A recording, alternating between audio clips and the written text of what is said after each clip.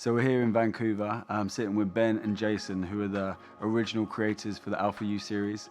Here we're sort of getting the keys on what goes behind creating a series like that. It's been such an honor to have these teams come in from around the world to really come back to both the starting place of where the Alpha Youth series began, but then in the same sense, just as everybody's gonna go home from here, really believing the work that we started here is gonna go and make an impact all around the world.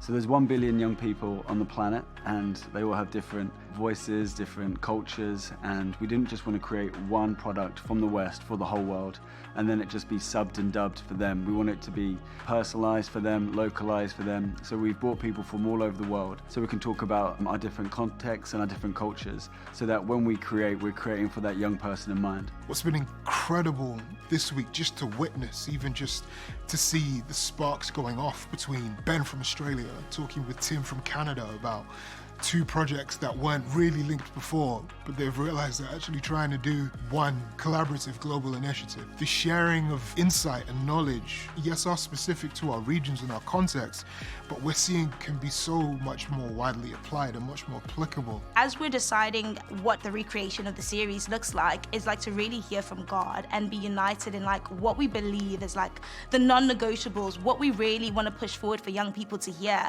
Young people have realized that they've got a voice, which is an amazing thing, and because of that, they're shining a light on the darkness. You know, for us, the gospel hasn't changed. In 2,000 years, it's the same. But how young people receive and hear the gospel has changed. Our guests has evolved, their needs have evolved, their wants have evolved, their priorities have evolved.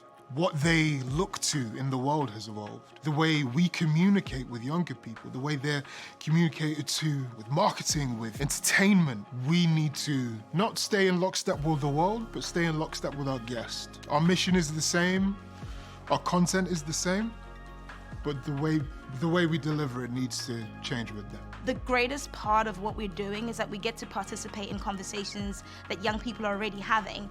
You know, who am I? Like, you know, where do I belong? You know, what's my purpose? Those are the very same questions that I had growing up.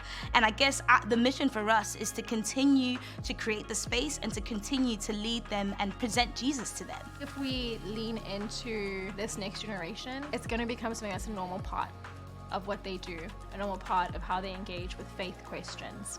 And that's what excites me about the next 10 years and what we're building towards. The future of Alpha Youth is all about helping a generation be activated, equipped, and inspired, that they have a vital and important role to play in partnering with Jesus in the kingdom. What if a generation, rather than drifting away from Jesus, is a generation that rallies all their friends to come to Jesus? I think we are at the cusp of one of the greatest awakenings of our time.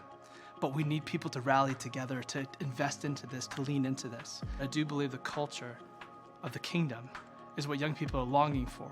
And if we can create resources that cultivate the kingdom culture, young people will flock toward Jesus.